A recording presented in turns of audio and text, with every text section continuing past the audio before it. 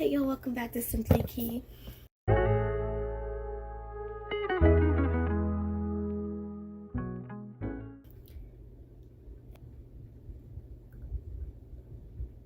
This is lackluster, y'all. I'm lackluster. Hold on. Okay. Hey y'all, welcome back to Simply Key, where I do everything and nothing at all. So today we're going to be talking about breast reductions because, the girls got chopped off.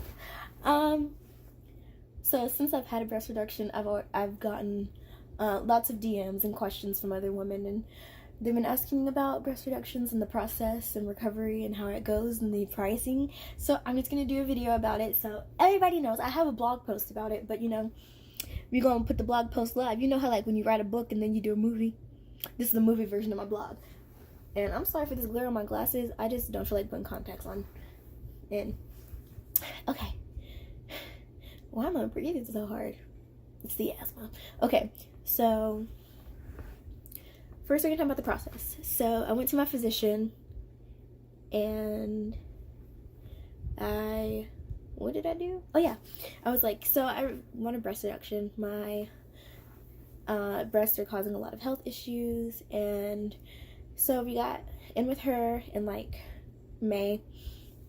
We got a call back in June because you go to a physician for referral.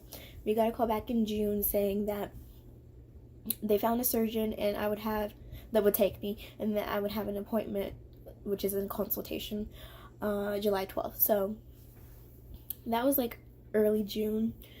Some other health issues happened where she was also like, I feel like you should get a breast reduction, and I was like, we're working on it. So finally July 12th rolled around, and when you get to the surgeon's office, you have to fill out a really thick medical forms, and it took so long because they were like, arrive, how like doctors would be like, arrive 15 to 30 minutes earlier prior to your appointment, so you'll have, they're not kidding, arrive 30 minutes before your appointment because it's going to take you literally 30 minutes to fill out the form, because they want to know so much stuff. It's like, dang, what else do you want? You already got my social security number, all my health, do you want a blood sample and a urine sample too? You want the blood of my firstborn child? What do you want? And it was just a lot, but it's because they need to be thorough to make sure they're treating you with the utmost and most excellent care. It's a really good hospital. I actually volunteer there. And so then I get back there, and she's looking through my forms, and she's talking to me. Yes, my surgeon was a woman, and she was like, just asking me all kinds of questions because my breasts brought about chest problems, back problems, asthma, body dysmorphia, a whole bunch of other stuff. Crazy. And so then she had a resident with her, so he was learning the ropes and things, and that's pretty much it. And then she was like, yeah, I think you'd be a good candidate. So she took pictures from the front facing and the sides. She observed them with her hands and stuff. She was like, they're very dense, which is normal for someone your age. And she told me the process of what would happen if my insurance approved it. She was like, this is what's gonna happen after insurance approves it. And she talked to me a little bit about the surgery. And that was pretty much it. She said the insurance give them about 2 weeks to reply. After the insurance, they'll call me and we'll set up a date if it's approved and see what happens from there. So fast forward, that was July, mid-July, it was July 12th. So fast forward to it had to be either the last week of July or the first few days of August, because it was right before I went back to campus, which is in a different state. And they said that both my insurance companies approved it, and so mine was for medical reasons. A lot of people asked me if it was for cosmetic reasons, but it was and a lot of guys who have no manners were like, what happened to your big tits? And I was like, health issues. But they're like, both your insurance is approved. And so the thing is, when your insurance approves, you have 5 months to act on it and get the surgery and things, or else I would have to restart the whole process over, and it already took a month just to get a referral. So not to get a referral, to get an appointment, because she's very busy. She's a very busy woman. She has workshops on Tuesdays and Thursdays. I was like, girl, you go. You do surgery, workshops, and you see your patients. Like, she's doing a thing. But they're like, okay, so we scheduled. I got called back. They said both insurances approved, which means my surgery would be free. We set a date in December for my surgery. However, it was very tentative, and also we thought we were going to get my surgery in earlier, but the way my classes were set up, she didn't want to do a surgery and risk me injuring myself because of the classes I was taking. So we scheduled for December, but then it turned out I had finals and I couldn't get my surgery that day, so we moved it to later that week. That was kind of a hassle because she was going to be on vacation. Literally, she was on vacation 2 weeks. Well, she was supposed to be on vacation for 2 weeks after the week of my surgery, but she was there for me. So sorry, y'all. It's allergy season. Fast forward to December. I had the surgery December 14th. Most surgeons do a pre-op appointment the day before the surgery, but because I am a college student and I go to college in a different state, that really didn't work out for me because I had 2 finals the day before my surgery. So I did my 2 finals. I ran to my car, got all my stuff packed because I happened to be in the winter hall, which means everybody has to move out. I mean, I didn't have to move out, but like, also winter break's a long time and I need clothing options, so I still had to take a lot of stuff home. You feel me? You never know. I'm getting surgery. It's Christmas time. I'm about to stunt on everybody from my hometown. Moving on. What was I saying? Oh, yes. Okay, so remember one, stay hydrated. Remember that from my last video. So, girl, I don't know what I was talking about. Oh, yes. So I get home. You know, they had already called me a few days before telling me, you know, no deodorant, no lotions, and wash with antibacterial soap. You know the drill. They told me I couldn't take goody powder. I said, Lord Jesus, because my period was the week before my surgery. I said, how am I supposed to deal with these muscle cramps with Tylenol? Tylenol? Girl. But I did it, too, with generic Tylenol at that, okay? So, but, like, thank goodness my period was, like, over before my surgery. Could you imagine having your period during surgery? Nasty. It's not nasty. It's just not ideal. You know what I'm saying? Plus, I hadn't learned to put in disc yet, so, you know, that's for another video, though. So, they called me again the day before my surgery. My insurance company had dropped me during this time frame before my surgery, and that's another video and another story. So they were like, can you pay that $400 up front? And I was like, no, but I can pay $150 of it. And they're like, okay. So that answers your question about how much it costs. It costs $2,300 and some dollars, but with insurance, good insurance, it only cost me $400. But if I would have had both insurances, it would have been free. So I get to the office at 6 because I have to get there, 30 minutes prior to fill out, in case I have to fill out paperwork and stuff. They call me back at 6:30. The surgery is supposed to start at 7. So the drill. The nurses, they put these things on my legs so they would be elevated because they were doing work on my chest. So to keep the blood flow, make sure it's elevated, they put these things on my feet, and I had to take off everything except for my socks.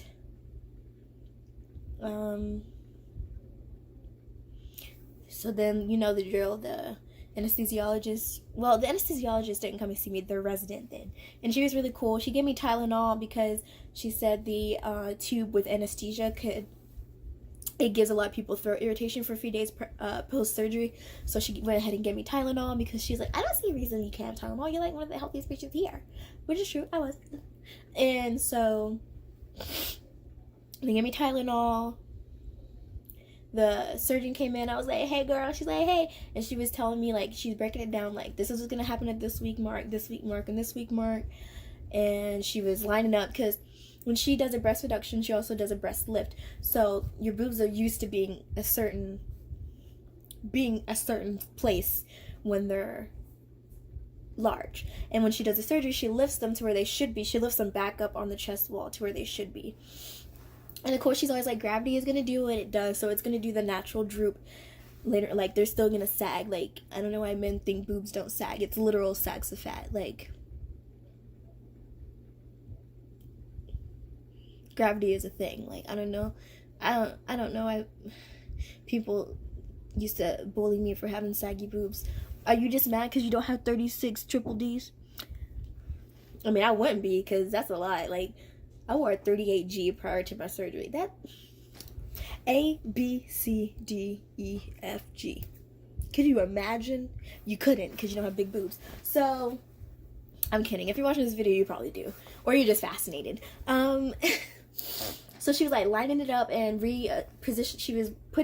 She was marking where my nipple was gonna go when she does the breast lift. Because obviously my nipple was at a certain position when my boobs are larger. When she lifts them, the nipple needs to be in the appropriate place. So she was doing that, and then she went back, and they're like, all right, so, and then, you know, there's like specialists who like specialize in different departments. And so the one that is with her was like, oh yeah, she's really great, she's really good at these surgeries, she does them really fast, and it's always excellent work, she always does the best work. And she was saying that they're probably going to go ahead and put this pain medicine inside me already, and before I come out. They're saying you're going to come out with a surgical bra on, and you're going to have one to take home with you.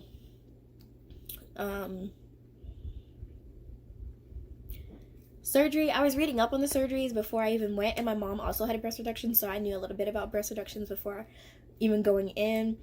So I knew it could range between 2 hours to 6 hours of a surgery. Mine was 2.5. I don't even like, the only thing I remember is them pushing the bed through the doors, because they gave me I don't care medicine before they give me anesthesia. And instead of being loopy and ha ha ha like everybody else is, I didn't even get to do the count back when they give you anesthesia, because I was knocked out before I even got to the operating room. Like, how weak am I? Can you imagine when I turned 21? One sip of something and I'm gone. Like, for real. So yeah, surgery happened. I came back. I woke up. First of all, the person who woke me up was this girl who was in the pre-op room. She had an extra bone in her foot for like the 3rd time, and she was screaming like she was giving birth to a child. And I said,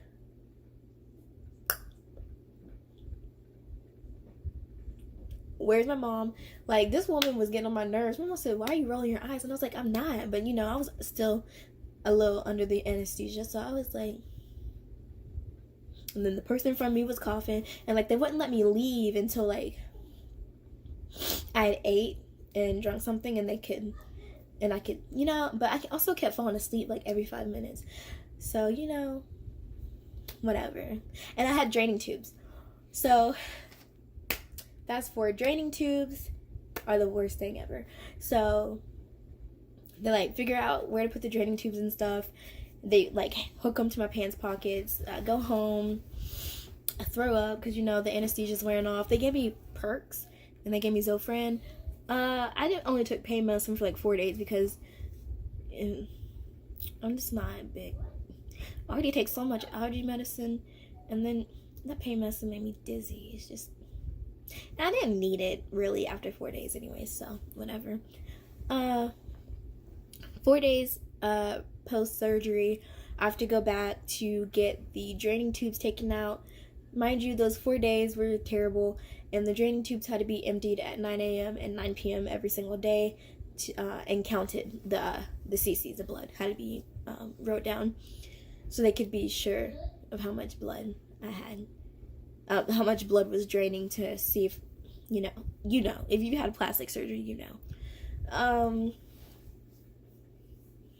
But it was fine. It was fine. I went back. She took him out. That was very painful. That was the only painful part of the whole process, because she I was under the impression that she was going to numb the area before she snipped the staples and pulled the tubes out. No. No. None of that. She said, take a deep breath. And when I said go, breathe out very slowly. And as I was breathing out very slowly, she was pulling the tube out. That hurt really bad. Really, really bad. That was the only painful part of the procedure, to be honest. It wasn't even the surgery. It was just her taking those tubes out. But after those were out, we were all Gucci. I mean, my arm motion was kind of hard to readjust to, but whatever.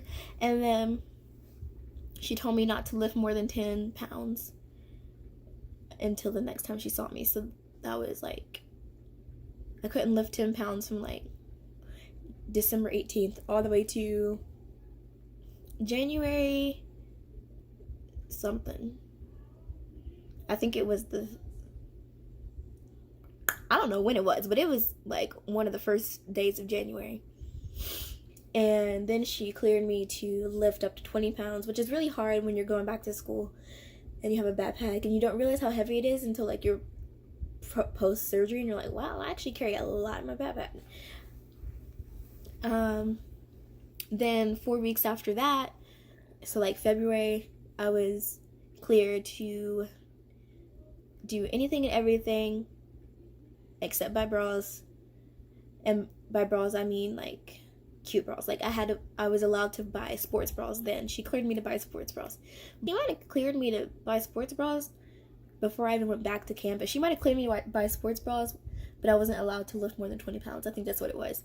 And then when I went back in February, I was cleared to lift and do whatever I want to. I just couldn't buy bras. And then I was supposed to be cleared in March. They messed up and had to reschedule and didn't tell me. They sent a letter that I didn't open because I literally go to school in a different state, so I don't open my mail here that often unless I'm coming back. So, and they didn't call me, but that's besides the point. I got cleared though in April. Yeah, that's pretty much it. The only thing, the February appointment, we were concerned about scar raising. We were concerned about scar raising always because it's my first surgery and that's always just a risk you get when you have a surgery. So in February, she told me to do scar massages in the shower. But so I had to put silicone scar gel in my scars. And then the last appointment was in April, and she said I could do whatever. I could buy bras, continue to use the gel for the next 3 months. And she told me that the scar raising had went down significantly, which is true. I still have a little bit, especially on my left side, but the right has went down like, oh yeah, it's went down, so that's good. The scars, it goes around my nipple because she took the nipple off, so it's a circle, and then it goes down, and then it goes down, and then it goes around like this, and then it goes up like this. And when she closed me up after the surgery, she put surgical glue on, and she put this tape on. And so, like I said, the draining tubes were like the only painful part of the process, but another like nuance was the tape. When it was finally coming off, it's like the scars itch so bad because they're healing. It is so bad. I took Benadryl or Zyrtec literally every single day. I mean, I have to take Zyrtec every day anyways, but like the itching was so intense. I was so glad when that tape came off. I was like, whew. But you have to give it time because, you know, you can't wear lotion prior to surgery, so your skin's dry. So she said it tends to stick to dry skin, and I said, don't we all have dry skin? Don't put lotion on. I was cleared to drive and shower though the day after my surgery, so I didn't do either one of those things because it was really hard to take a shower with draining tubes. But I did take a shower eventually, and I washed my legs because I always do.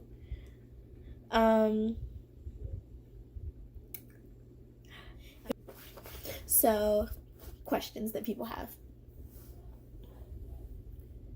I pretty much answered them, but did it hurt? No, not really, except for the tubes, and the itching was really annoying, and the scars kind of are tender, but you get used to it. Common thing people say, really, how is that going to affect you when you have kids?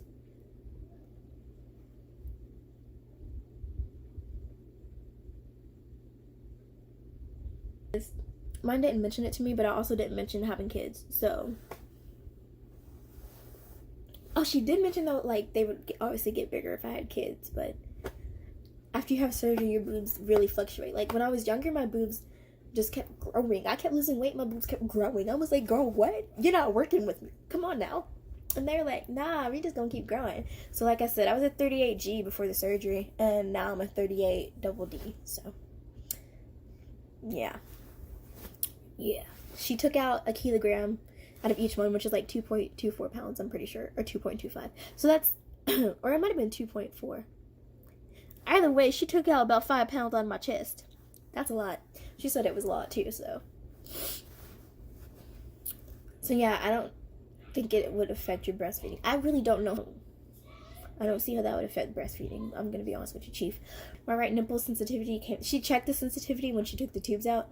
My sensitivity, my right nipple came back like that. I had to take a shower like this for at least a month. And my left nipple sensitivity just really kicked in like last week. But both my nipples are always slightly hard, which she said is normal because the nerve traction was used to being elongated because I had larger breasts, but now that it went from a large breast to a smaller area for the traction to be, the nerve tracts are getting used to being in a shorter range. So she said the headlights wouldn't always be on, but that's just something that happens.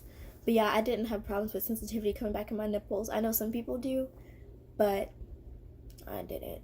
So do I recommend it? A lot of people ask me that, and they're like, do you recommend the surgery? Yes, I recommend the surgery. If you have large breasts and they're causing you health problems, definitely get the surgery. I had chest problems, like I said, chest problems, back problems, tingling. I had tingling in my hands because of the pinched nerves. I had body dysmorphia. So yeah, if you are experiencing problems because of you, I couldn't do jumping jacks. I couldn't sleep on my back. It's just not, it's not cute. You know what I'm saying? So if you're thinking about it, go ahead and get a referral. Talk to your physician, get a referral, and talk to a surgeon. Look up breast reductions, look up the pros and cons. And people ask me, when do you recommend getting it? Probably if you're a school student, winter break or summer break, because you need at least a week to recover, and then a week after that to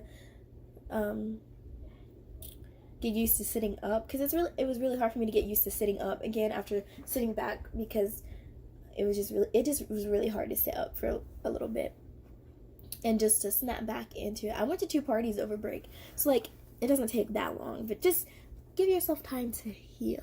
You know what I'm saying? Heal. At least a week, please. You may feel okay, and like you can do. No, give yourself a week. I know you want to show off the girls, but give them a week, okay? All their life, they've been struggling. And you finally give them what they needed, and you need to give them time to relax, recover, recoup, restore, renew. Okay? So, that's my video. Sorry it's kind of long, but like, it's a long process, and I just wanted to feel like we were having a conversation. You know, I'm just telling you, this is how it happened for me. This is the process. These are the answers to most of the questions that people ask me. You know?